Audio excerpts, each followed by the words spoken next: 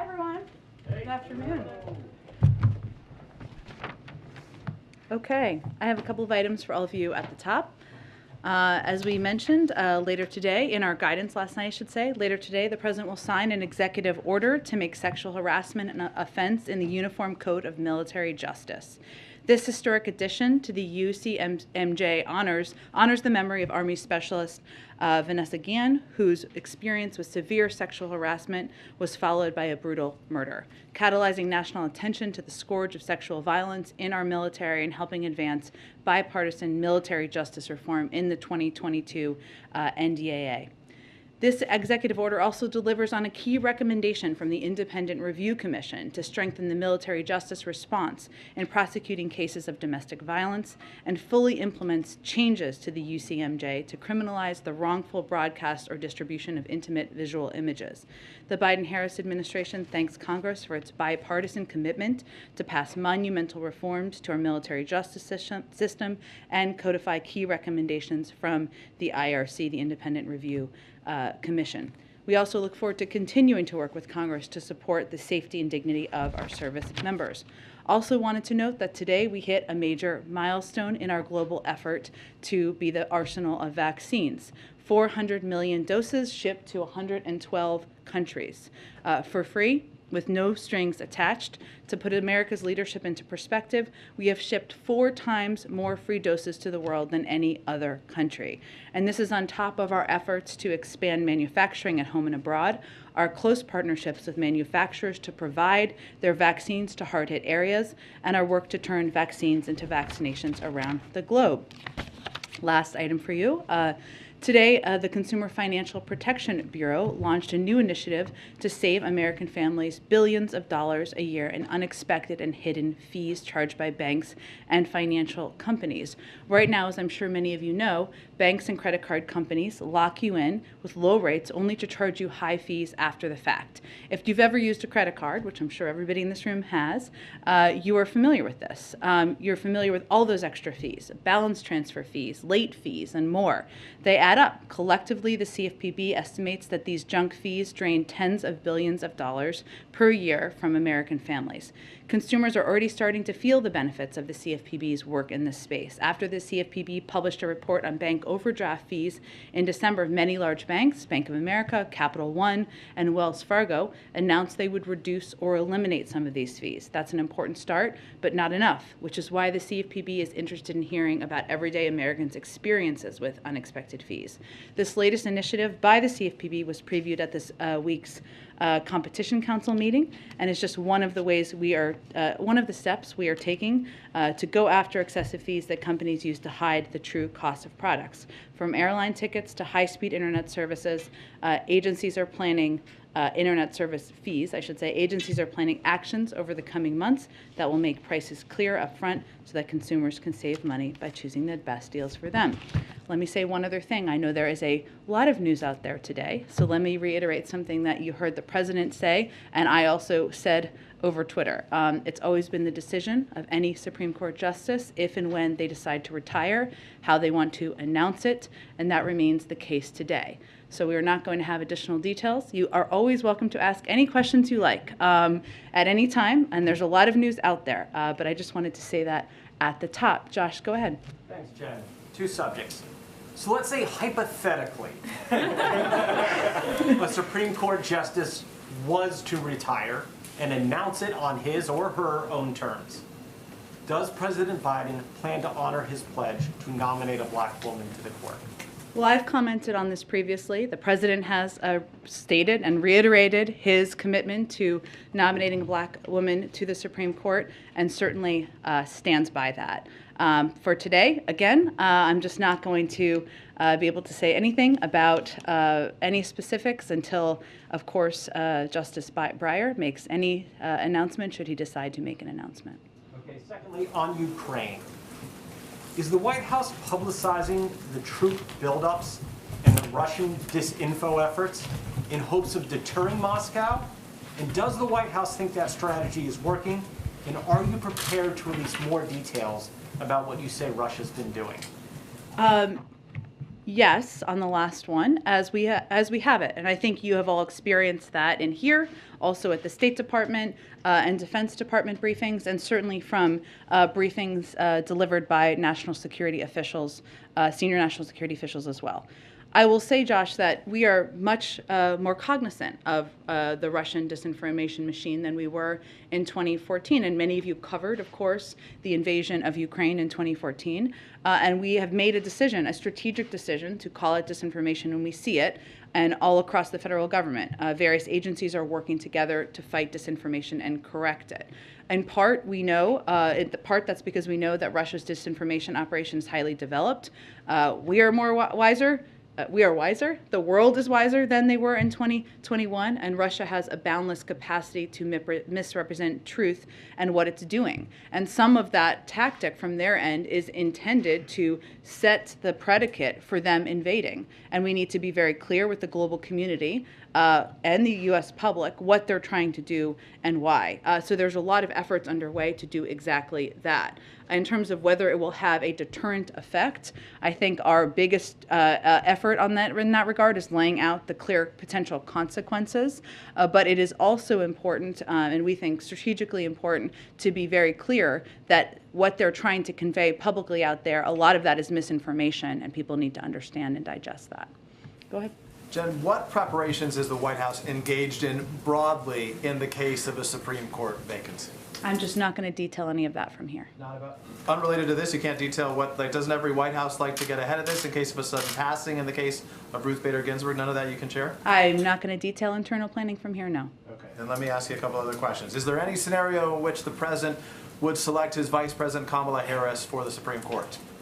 Again, I'm not going to speak to any considerations, preparations, lists, and as we've stated earlier, and you heard the president say, there's a long history of Supreme Court justices determining when they may retire, if they retire, and announcing that. And we're going to, that remains the case today. Clearly you are more wiser than to take those questions then. So I will ask you about a different topic, and that's Vladimir Putin, the president, saying yes, that he would very much consider personally sanctioning him in the case of a Russian invasion. Can you give us a sense, because Russia has dismissed or sort of poo-pooed that idea, what would sanctioning Vladimir Putin... Does Russia have a role in determining our sanctions? No, but they've said that it would have no impact. So what impact would sanctioning Vladimir Putin have on him, and what would that look like? Well, I think what's important to note broadly is that what we've also said is that it will be far beyond, any sanctions package would be far beyond what was done in 2014. And that includes impacting business and economic interests of President Putin and the leadership of the Russian government. I would also note that while it has been our policy that we are not going to take options off the table from here, and we haven't, we also has been detailed what isn't in an initial package, and that doesn't mean that everything out there that's being talked about is in an initial package. Okay, thank you. Go ahead. Thank you. When you were asked about the vice president possibly being selected as a Supreme Court nominee, you said you're not going to speak to any considerations. Does that mean she is being considered? Again, Peter, I'm not going to speak to the reports of a Supreme Court justice retirement that hasn't been announced. So theoretically, would someone who's... Theoretically. I do like that you preface it. I appreciate that. Just wondering, hypothetically, theoretically, would someone who was an attorney general of a large state and who served with many key Senate votes be an attractive candidate to the president for an open Supreme Court seat? I see what you did there, Peter. But the president has every intention, as he said before, of running for re-election, and for running for re-election with Vice President Harris on the ticket as his partner. But again, I will just reiterate that I have nothing more to offer in terms of specifics or information on the reports this morning. Not enough. Would you have another question for yes. me? Go ahead. I know there's other things on your mind, yes. on your list over there. Now that you guys have submitted the written responses to Russia's demands, they are saying, if we do not receive a constructive answer from the West on our security demands, Moscow will take appropriate measures. Is that a threat? Appropriate measures? Well, let me first say that the aggressor here, as maybe you're echoing in some ways or raising, is Russia. Russia has tens of thousands of troops at the border. They have the ability also to make the decision to de-escalate, to bring troops back from the border, to participate in good faith in a diplomatic conversation, and that would certainly be our preference. So them making threats, I think Secretary Blinken had a very good quote, or it made me laugh, that he gave a couple of days ago where he said it was like the fox threatening to attack the hens in the hen house because they were feeling threatened by the hens. But our objective is to give them paths and to take part in a diplomatic conversation in good faith. And as the Russians talk about appropriate measures, if one of those winds up being a Russian cyber attack, like DHS is warning about, would you guys consider that an act of war? Well, Peter, we have talked many times before. First of all, there's no information we have at this point about any imminent threat against the U.S. homeland. We are always prepared for cyber threats from a range of sources, and we have a range of tools at our disposal to use in reaction, and the president reserves the right to do that, but I'm not going to get into a hypothetical. And then on COVID origins, you guys are talking a lot about sanctions for Russia if they dare to invade Ukraine. What about sanctions for China at any point for misleading the world about the early days of the global pandemic? We have used sanctions as a tool as it relates to our concerns about the behavior of a range of countries, including officials in China, but I have nothing to preview for you at this point. Is it possible down the line, though, that sanctions would be considered some other form of punishment for their actions in the earliest days of the pandemic? Well, you know, we strongly believe, and the president has been clear and directly clear about the importance of them being transparent and providing data and information related to the origins of the pandemic. But I don't have anything to predict for you in terms of additional actions. So then my last one would be, the president said for months that he had not spoken directly to Xi about the COVID origins investigation. Now he says that he did talk to Xi about it, but nobody else was there. If the president had that conversation, did it work? And is Xi now playing ball? What are you getting at there? Are you suggesting the president wasn't being honest about his own conversation with Xi? No, but the story did change. For months, he was asked about it, and he said that he had not directly asked him about the COVID origins investigation. We don't share every detail of every diplomatic conversation. You know that. The president answered a direct question just a week ago, or I think it was a week ago, yes, and provided that information. Okay. Go ahead. Thank you. When was the last time the president talked to Justice Breyer? Have they had any communication today? I don't have any more details of their communications. I wonder if you can clear this up, because there seems to be some disagreement among some legal scholars. Is it your understanding and the understanding of this administration that the vice president can be the tie-breaking vote to confirm a nominee to the court? I would have to check on the specifics of that. And just one more on the president's Supreme Court commission. I believe they finished their report. They turned it in last month. Has the president had a chance to review this? Might we hear from him on any decision or input that he's had? He has received the report. I don't have any update on his analysis of it at this point in time. Go ahead. Take you somewhere completely different. Okay, let's go there. The China bill. Yes. Which the president last night in a statement said he's heartened by the bipartisan work on the package, which it was in the Senate, not so much in the House. Foreign Affairs Committee Chairman McCall said it was absolutely not bipartisan, will likely garner no Republican support. Are you guys involved in, and if so, in getting this to a bipartisan package eventually? And what are your priorities in that 3,000-page bill, since it is pretty long? And is your timeline the State of the Union? What are you looking at here? Well, I would say first that it did receive extensive bipartisan support in the Senate vote, right, in the Senate version. That our objective is, certainly remains, ensuring that this passes as soon as possible, and the president can sign it as soon as possible. I don't have a new deadline or timeline for you. We believe that bipartisan competitiveness legislation will help us tackle supply chain issues and inflation head on, and will make investments in American manufacturing and our economic strength so we can outcompete China. And we're certainly advocating that and have been advocating that and deeply involved in conversations with the House and Senate. And our objective is certainly that to have legislation passed that can take a range of steps, strengthening R&D, boosting manufacturing with important and imperative funding for chips, manufacturing chips, so we can make sure we bring down the cost of cars, as we know, which is leading to 1/3 of the inflationary pressure out there in the country.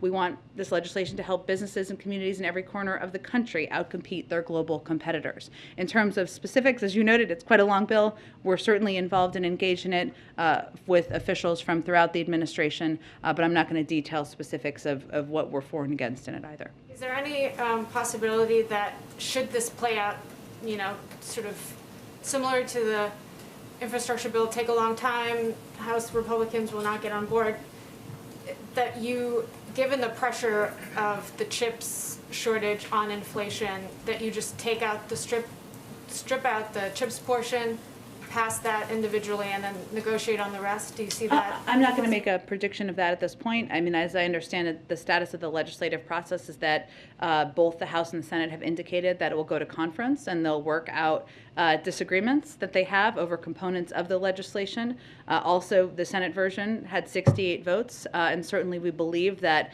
increasing and improving America's competitiveness and investing in R&D, research and development, and making sure we're more competitive in communities across the country is not a partisan idea.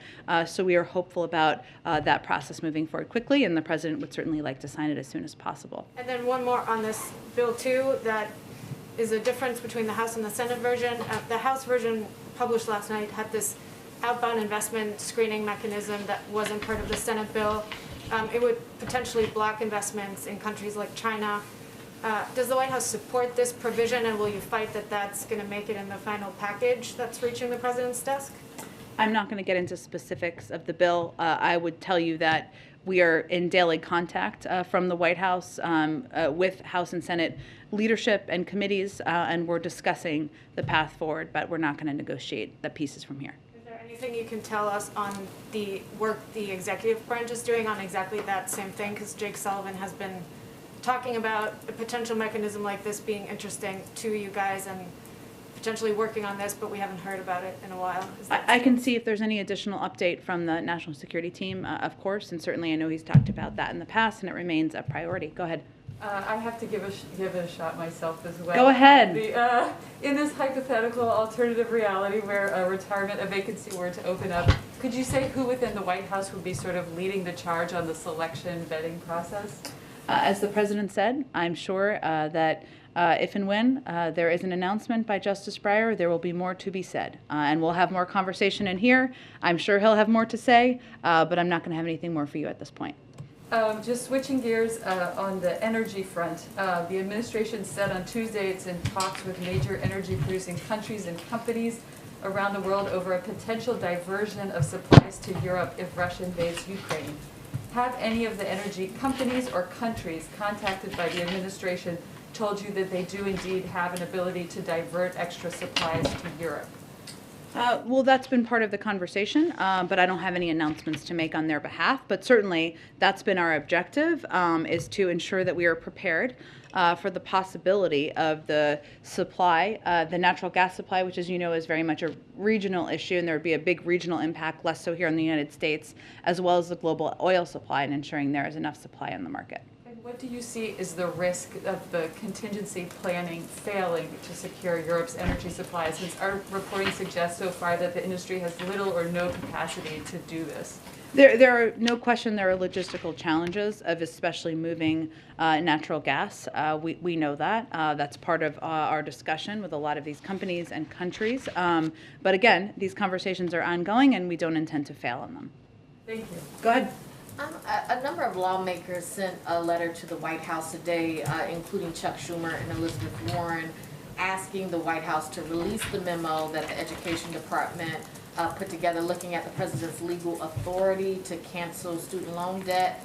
I wonder, do you have a response to that, and why hasn't this memo been released? Well, let me first say no one has paid or been required to pay a single dime of federal student loans since the president took office over a year ago.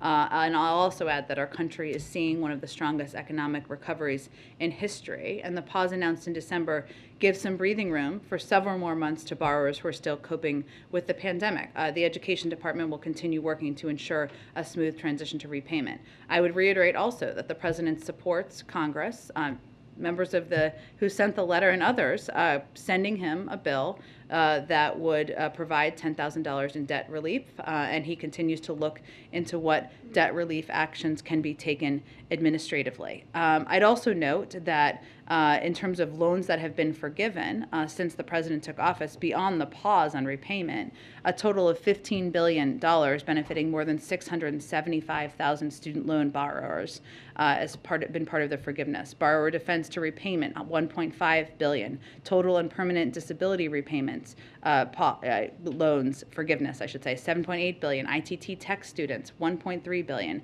And public service loan forgiveness, $5 billion. So we have been doing a broad range of forgiveness and also have had this pause in place, meaning that no one who has student loans has been required to pay since the president took office. But does the White House plan to release the memo? Like, does the White House plan to tell the public whether it thinks it has the authority to cancel $10,000? Well, as I said, again, we're on still its own? looking at administrative options, but Congress can also send the president a bill that would provide $10,000 in debt relief, and he'd be happy to sign that bill. On the trip on Friday to Pittsburgh, can you talk a little bit more about why the president is taking this trip? Is this about the president getting out more? I know that he talked about that last week, that he wanted to get out and, you know, be face to face with people. Is that what this is about? That's part of it. I think if the president could spend every day out on the road, he might do that. There are, of course, a lot of responsibilities as president that don't make that possible. So that is certainly part of that, and I expect you'll see him out on the road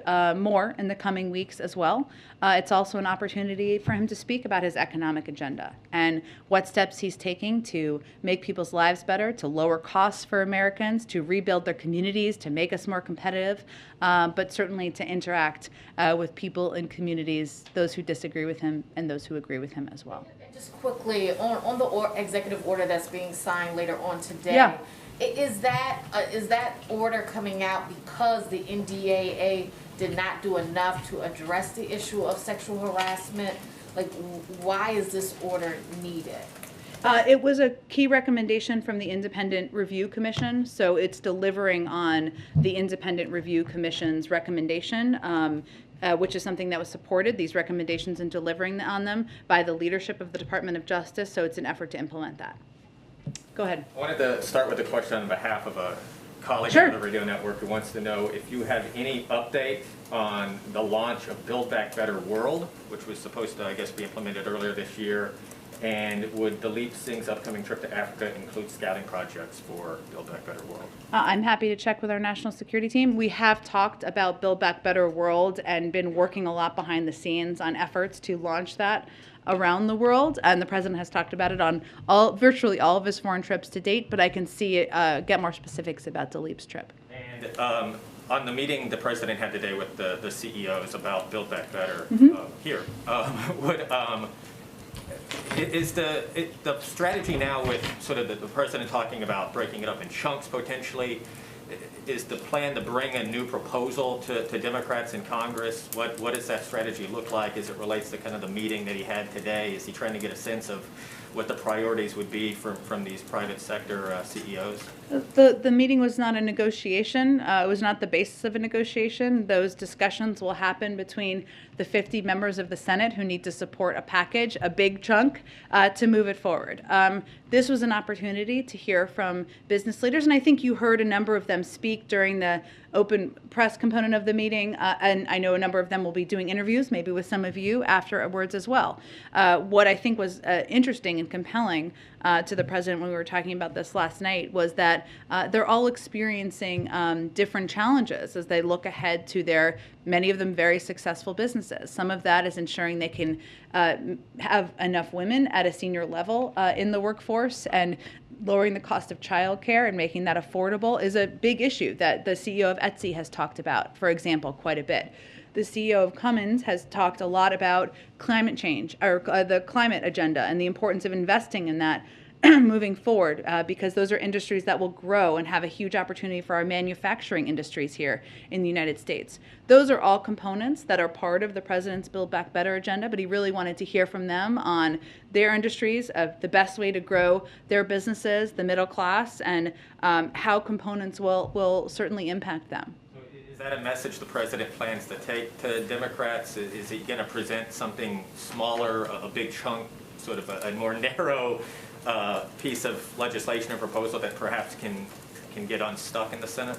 Well, again, I don't have any predictions of the legislative process. This was not a meeting about the legislative process. The president and senior members of our legislative team and senior White House officials are in constant contact with a range of senators, committee members, staffers, and really the point we're at now is determining what components there can be 50 votes for. And that will hopefully include a big chunk of what the president has proposed. But that's what the status of that is. But this was not a meeting to discuss legislative strategy or how to navigate conversations with different senators.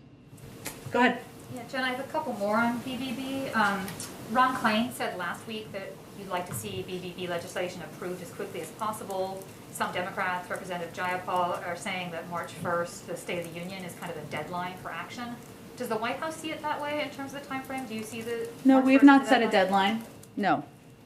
And 5 Democratic senators wrote the president and the vice president urging them to keep the child tax credit expansion in BBB. But the president seemed pretty clear in the press conference he wasn't sure that that could happen. Is he reviewing that? Could he change his mind?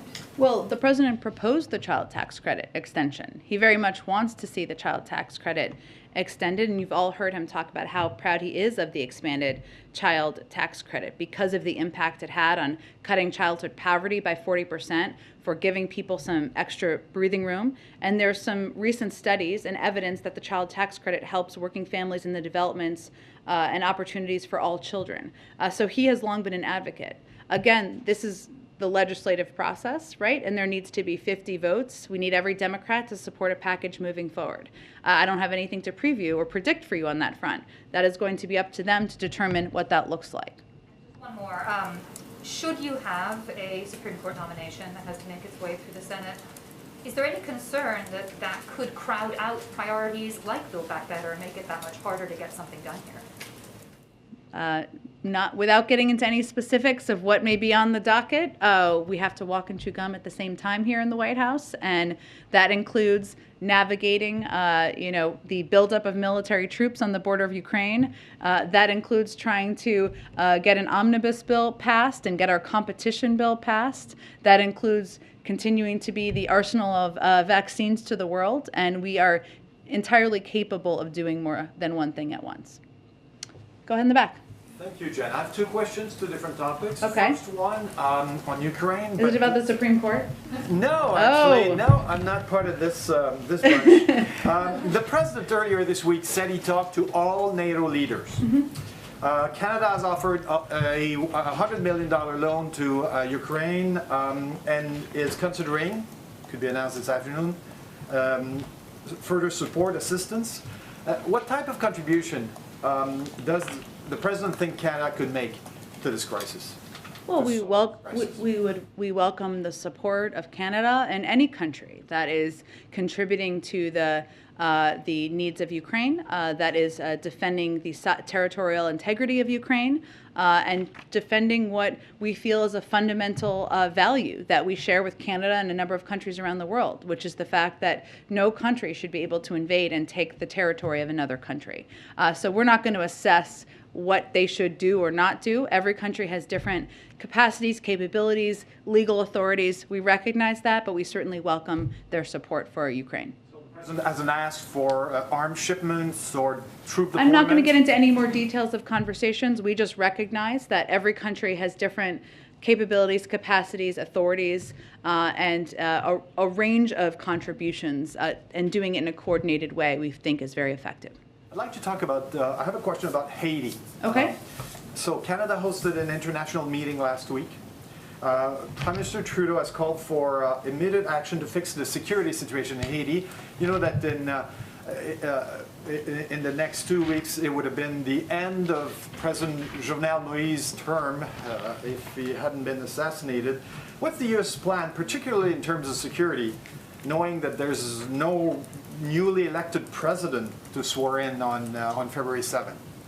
Well, let me first reference, and I think you're probably aware of this, but last week Deputy Secretary Wendy Sherman participated in a high-level ministerial hosted by Canada to discuss sustainable, inclusive solutions to the challenges faced by Haiti and Haitians.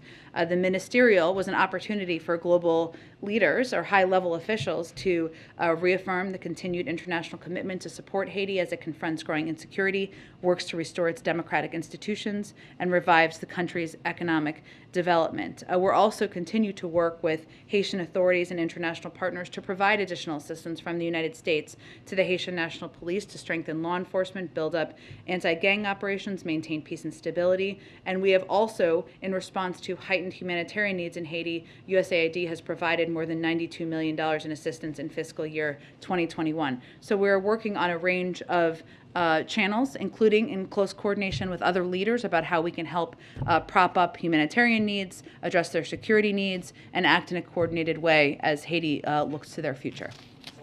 Okay. Go ahead. Just a quick question on inflation.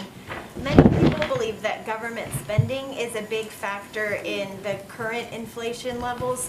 Can you speak to concerns that spending plans that come out of Build Back Better aren't paid for, and so could mean higher deficits and more inflation in the future? Aren't paid for? Build Back Better is paid for. Entirely. Okay. Can you speak to the concerns that are coming in that it's not Who are the concerns actually from, though? But who's saying it's not paid for? Because there have been a range of economists saying it's entirely paid for, and that has been a priority for the president. It has also been concluded by a number of Nobel laureates and experts from a range of economic experts on the outside that it will not contribute to inflation. So those are the global experts that we would point to, but there may be others suggesting something else, but I don't know who those people are. if those bills do pass, it will not raise taxes? Well, something being entirely paid for means that part of that is the highest income Americans, that companies would be asked to pay a little bit more. That has been part of the proposal and part of reforming the tax system to make it more fair. So they're also not expected to contribute to future inflation then? The Build Back Better bill, again, it's fully paid for. We would point to Nobel laureates and a range of global economists who have conveyed that it would not contribute to inflationary pressures. Go ahead.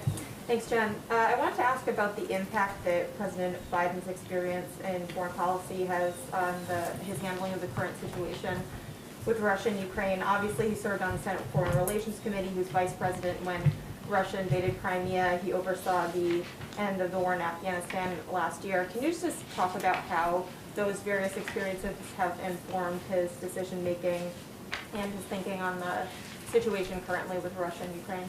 Absolutely. So one of the lessons learned I talked about a little bit earlier in response to Josh's question, which is the ability and the boundless capacity of Russia to misrepresent the truth and spread misinformation through a range of channels. I mean, they have a range of state-run media channels that are not just prevalent in Russia, but around Eastern Europe, across Europe. You can even find them in the United States. But even beyond that, this is a capacity that we've seen them utilize in 2014 and 2016 and many times in between. So one of the lessons that we have learned is certainly, and the president has learned, is certainly that it's important to call out this disinformation and to make clear to the American public, to the global community, what they're trying to do here and the fact that it is not accurate. They're trying to set the predicate for war. We've done that through a number of means. Last week, the administration announced sanctions on 4, of course, Ukrainian individuals. We also had a briefing, launched a website, released a fact sheet to educate the public on the Russia disinformation ecosystem. The FBI and DHS are coordinated with the intelligence community as well as state and local partners to ensure a common understanding of Russia disinformation and influence activities related to the situation in Ukraine. So that's one part. I'd also say that for the president, and this has been a priority for him since he came into office, building up our alliances and partnerships with the global community, ensuring that close coordination is front and center and is a priority, is something that he has learned through his time in foreign policy as the former chair of the Foreign Relations Committee, of course, as vice president, is imperative. And we believe that's proving to be very effective at this point in time. We've had more than 100, probably way more than that at this point, engagements with NATO partners, allies around the world, and we have a coordinated and strong approach to how we're approaching the buildup of troops on the border of Ukraine. So there are many lessons, but I would say those are 2 of the biggest ones. Right, and can I also ask about the China competitiveness bill Sure. that was mentioned earlier. Does the White House want to see Congress finish work on that before Build Back Better? Is there like a priority there in terms of getting that done? The president would like to sign it as soon as possible, but beyond that, I'm not going to get into an order of events. Go ahead. Thank you, Jen. I have a few questions. The first on the Supreme Court. Sure. Does the president believe that the current makeup of the court accurately reflects America's demographics? Well, I would say the president, as you know, asked for put together a commission that could review, that is a commission made of Democrats and Republicans of a range of legal views that could take a look at everything from the makeup of the court to how they select cases to the length of service to the size of the court. That's a report, as Mary asked about earlier, that he certainly has. I don't have an update on his review of that at this point in time. I will note, though, for you to go directly to your question, he has nominated a historic number of judges who are people of color, a historic, I don't know if it's a historic number of women, but a majority of the judges he has nominated are women. That speaks to his desire and his interest in having courts around the country that look like America and that represent the experiences of America, including public defenders and others. So that is the evidence of his commitment to that I would point to. Is it the expectation of the president and the White House that whomever he would nominate for any hypothetical vacancy, that would be an appointment that Democrats could unify behind? Well, that's always the hope. If that opportunity presents itself, go ahead in the back. Thanks, John. The pace of Americans who are getting booster shots has dropped by more than 50% since December, and public health experts are saying that one cause that might be behind that is confusion over the CDC's distinction between being fully vaccinated and being up to date on vaccinations. Folks with whom I've spoken say that initially describing the 2-dose regimen for mRNA vaccines may have been premature. Given what we now know about variants and breakthrough cases, was it a mistake to say that people were fully vaccinated back last year before we knew what the virus is going to do next? Well, it was not a decision made by the White House. It was a decision made by our public health experts at the CDC who make those definitions or determine those definitions. They've also said that the term fully vaccinated refers to your primary series. So that means being up to date on your vaccines, which is true if you have kids. I have kids, making sure they're up to date. When they go to the doctor, you ask them if they need any shots. That is true of when you need a booster shot. You needed a set number of months, depending on what vaccine you got, past your second dose. That's something we think American people are more than capable of keeping up to date on. It is also true that we think more people need to get boosters, that boosters are very effective in protecting against serious illness, hospitalization, and that is one of the most effective steps that can be taken. 70% of eligible seniors have gotten their boosters, but certainly it needs to be higher in other age groups. I do have one on the news of the day. I'm sorry, you gotta Go. try. Don't need to be sorry. It's okay. You're doing your job. So, if Justice Breyer were to retire, one of the last cases that he'll face as a member of the Supreme Court obviously will be Dobbs versus Jackson, which court watchers are saying is likely to weaken or potentially overturn Roe v. Wade. If his potentially final opinion ends up being a dissent in the Dobbs case, what is the administration's plan to protect abortion access as best it can beyond trying to pass a congressional remedy, which I think, unless you guys have 10 extra senators lying around, might not be able to beat a filibuster? Well, without speaking to the future of the Supreme Court, what I will reiterate is that the president has been advocate for codifying Roe. That's something he certainly thinks and hopes that Congress will act on. We've also taken steps and have announced steps in recent days even for HHS to amp up their support for providers across the country, and that's something we will continue to look for ways to do, but I'm not going to make a prediction of the outcome. Thanks, everyone. German Chancellor timing, do you guys have that? Not yet. Hopefully we'll have it soon. Thank you, Jen. Jen, any response to the Fed signaling it will raise rates in mid-March? I would just say that the president, obviously the Fed is independent, and we stand by that, as does the president, that the Chairman Powell has indicated his plans to recalibrate in the past, and the president spoke last week to his support for that. Thank you, everyone.